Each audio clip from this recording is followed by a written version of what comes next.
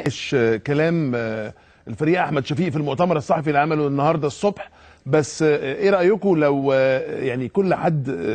بعد اذنكم يعني ياخد بس ملاحظات،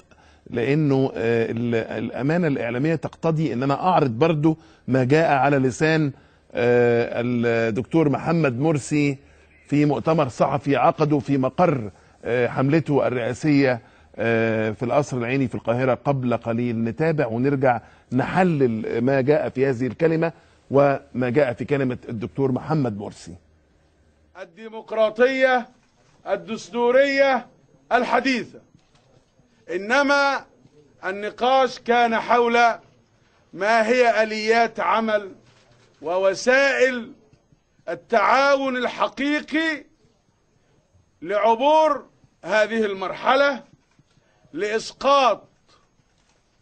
هذا النظام البائد، للمرور بمصر الجديدة